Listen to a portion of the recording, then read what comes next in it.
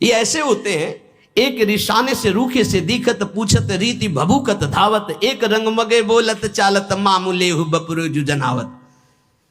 एक ऐसे होते कि बात करो तो बिल्कुल भभूकत, भूकत मतलब किसका, समझ रहे हो ना? हाँ, बात करो तो एकदम खा के दौड़ जाएंगे, ऐसे ऐसे होते हैं, बहुत विचित्र विचित्र। इसीलिए इतना ही काफी है, गुरुदेव भगवान को साष्टांग दंडवत, जिनसे परिचय है प्रेमी रसिक महापुरुषों को पंचांग दंडवत, साष्टांग दंडवत, जैसा भाव बना, और चराचर जगत को नमन। ये सिद्धांत वैष्णव सिद्धांत में है। किसी को छूने की जरूरत नहीं है, अपने गुरुदेव भगवान की चरण रज अपने लिए पर्याप्त है, हमें किसी और के सपोर्ट की जरूरत नहीं है। बोले एक रिशाने से रूखे से दिखत, दर्शन मात्र से लगता है कि गुस्सा है, बात करे तो कैसे बात करनी चाहिए। हरिवंश नाम का प्रताप जिसके उदय होता है, हंसी बोले बहुमान श्री हरिवंश, आप कैसे हैं? बहुत प्रिय वचन है, बचने का दरिद्रता है, पैसा लगता है मीठा बोलने में, हित बोलने में पैसा लगता है। श्री हरिवंश राधे श्याम राधे श्याम, और आपका मंगल है, ठीक है, बस ऐसे। एक रिशाने से रूखे से, एक आचे धर्मी, एक रिशाने से रूखे से दिखत पूछत रीति भभूकत धावत, ऐसे भूखते हुए आदमी एकदम दोबारा बात नहीं करेगा, ऐसे नहीं। एक रंग मगे बोलत चालत, एक रिसाने से रूखे से दिखत पूछत रीति भभूकत, और एक रंग मगे बोलत चालत, मामूले हु बपुरे जो जनावत। सेवक जी महाराज कह रहे हैं ये ऐसे बातचीत, तो ऐसे कि मतलब आदमी जो है लट्टू ही हो जाए, ऐसे प्यार भरी, हृदय चूर धारा भम सुधामयम वाचो, दोनों से बचना है। एक रिसाने से रूखे से दिखत, और एक बहुत है, जहां बहुत है शहद है तो वहां मक्खी भी है, डंक भी है। उचित प्रेमी जन उचित व्यवहार करते हैं। अगर तुमसे कोई बहुत है चिपकावपन व्यवहार का हो रहा तो कुछ है तुम्हारे पास। जैसे सनातन गोस्वामी जी जब भागे थे ना, तो डाकू हम आपको छोड़ दें आप, तो सेवक से पूछा कुछ है क्या नहीं तुम्हारे पास? बोले हाँ वो मोहरे थी ना, साथ तुम चुरा के लाए थे आपके खर्चा के लिए। बोले इसीलिए बहुत प्यार से बोल रहा है, दे दे इसे, हम जानते हैं कौन है डाकू, इसको दे दे। ये अगर तुम्हारे पास कुछ है और फिर कोई बहुत प्यार से बोल रहा है, वो बात समझना है। एक रंग मगे बोलत चालत मामिले हो, बहुत है सम्मान स्वागत तो बहुत होश में, और बहुत है नाक में गुस्सा तो भी होश में। सेवक जी महाराज कह रहे एक बदन के साची साची का है चित्त सच्चाई की एको नानत। साधु बाहरी नहीं होता, साधु आंतरिक शत्रुओं को परास्त करके दिग्विजयी योद्धा होता है।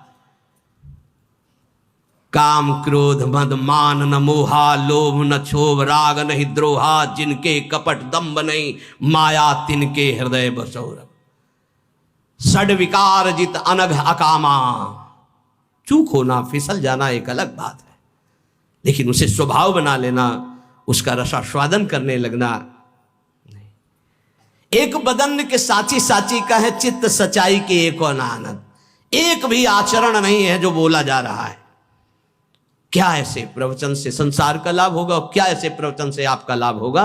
हाँ लाभ होगा, जो अलाभ है धन का लाभ होगा, प्रणाम नमस्कार होंगे, शिष्य बन जाएंगे, ये अलाभ है, ये अलभ्य लाभ नहीं है। अलभ्य लाभ तो कुछ और है, जो निरंतर भगवदाकार वृत्ति निर्विषय हृदय प्रियालाल के प्रेम में डूबा हुआ।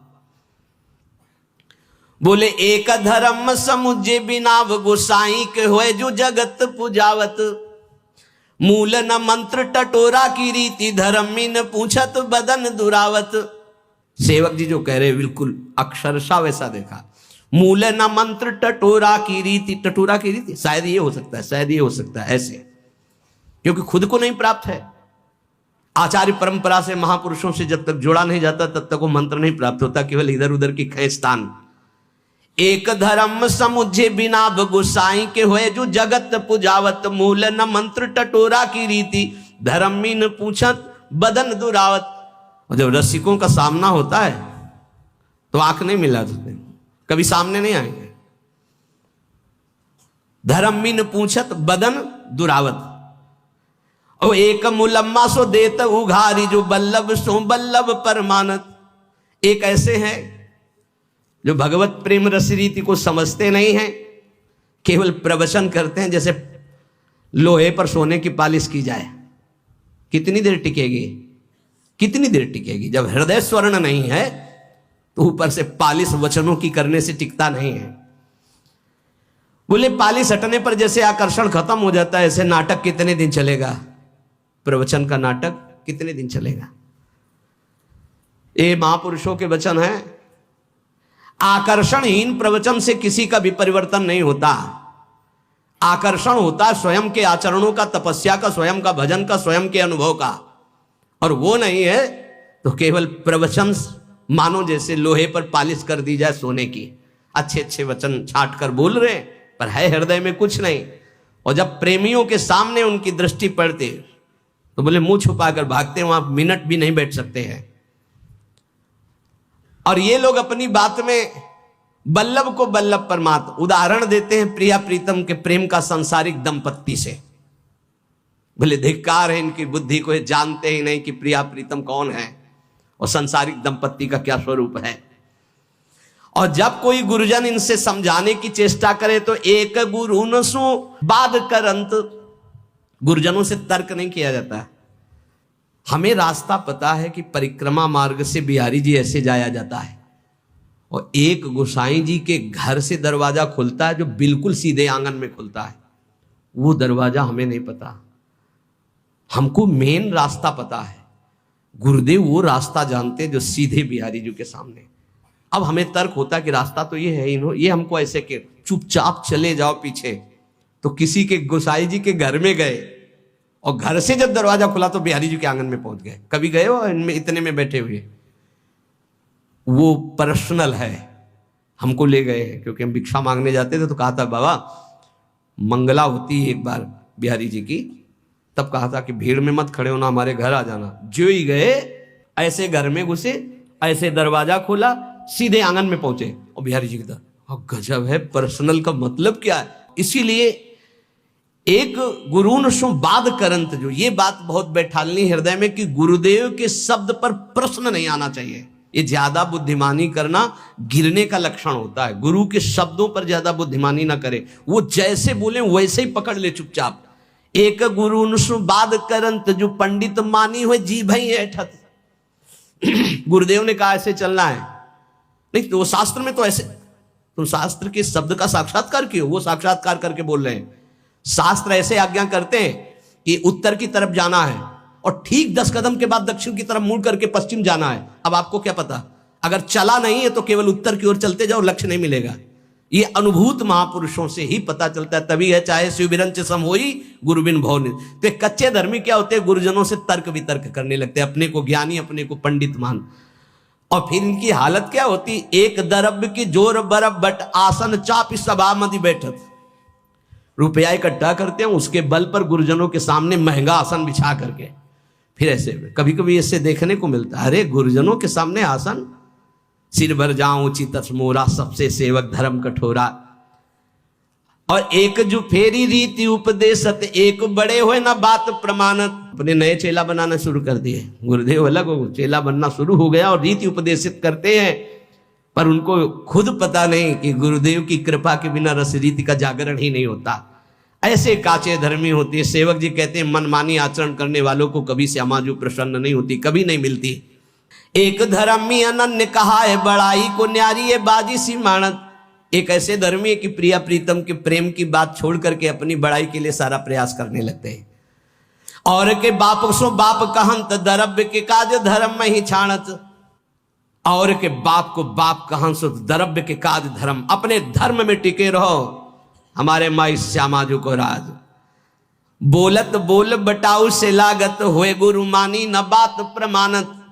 जब रसिक जन इनको उपदेश करते हैं तो ऐसे लगते हैं जैसे रास्ते में चलते लोग बात करते हैं। ये अपने को गुरु मानने वाले अहंकारी जीव कभी सच्चे रसिकों की शरण होकर अपने अहंकार का नाश नहीं कराते। सेवक जी कहते हैं परखे सुनो सुजान जहां कछोर कचाई, भक्त कहे प्रसन्न नतरुता कहे बुरबाई।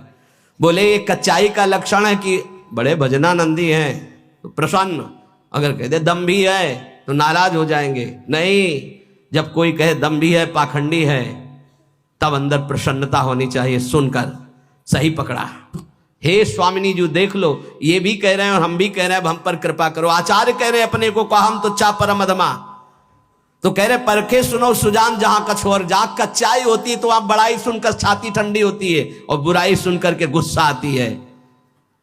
दिए सराय सुख राय दुख में दिन राती। अगर इनको देव भेंट देव, बड़ाई देव, प्रणाम करो तो सुखी, और नहीं तो रात दिन जलते रहते हैं। खावे को जो सजाती खर्च को होती भी जाती। ये ऐसे है कि जहां व्यवस्था की बात आई तो बोले हम तुम तो गुरु भाई हैं एक ही रस के, और जब सेवा का अवसर आया तो विजाती बन गए। तो हे उपासक, ऐसे अनन्य धर्म में दीक्षित होकर प्रिया प्रीतम होकर इन कचाइयों को छोड़ो। लय उपदेश कहाय अनन्य अनहाय अनर्पित जाय गटक्कत, आस करें विषयीन के आगे जो देखे में जोरत हाथ लटक्कत। दीक्षा ले ली, बिना अर्पित किए बिना भोग लगाए जल और भोजन पा रहे, दुर्गति पक्की। पानी भी मत पियो बिना राधा वल्लभ लाल की जय बोले। भोग भी अगर है तो 1 मिनट रुको, राधा वल्लभ सिंह हरिवंश, राधा वल्लभ सिंह हरिवंश, राधा वल्लभ सिंह, हे राधा वल्लभ लाल पाओ। अगर ऐसी जगह भोग नहीं लगा सकते पाओ, जय राधा वल्लभ लाल की नाम लो, जय जयकार बोलो, फिर पाओ। ले उपदेश का आय अनन्य अनहाय अनर्पित जाय गटक्कत। उपदेश ले लिए, अनन्य कहलाए, न स्नान से मतलब है, न भोग समर्पित से मतलब है, बस वो बेडटी उठते ही अरे अजर अमर हो जाओगे। सेवक जी कह रहे हैं लय उपदेश कहाय अनन्य अनहाय अनर्पित। अगर श्री जी को अर्पित करके जल, श्री जी को अर्पित करके भोजन, तो ये देश ऐसा है, ये भेष ऐसा है, भगवत मार्ग ऐसा है कि कोई भी प्रारब्ध तुम्हें परास्त नहीं कर सकता। बड़े से बड़ा प्रारब्ध भयभीत हो जाएगा, पक्का मानिएगा, भयभीत हो जाएगा। प्रारब्ध भोग अपना रोग थर्रा के सोचे कि कभी किसी जन्म में इसके पास नहीं आएंगे। हम कान पकड़ते हैं, कभी किसी जन्म में नहीं आए, और यहां अपने को मनाना होता है कि ये रोग कभी ना आवे। नहीं, ऐसे बनो कि रोग हाथ जोड़े कि प्रभु अगर हमें प्रारब्ध रूप में कहीं भेजना हो तो अपने दासों के पास मत भेजना। नहीं, ये हमारी कान ही नहीं मानते, कभी नहीं।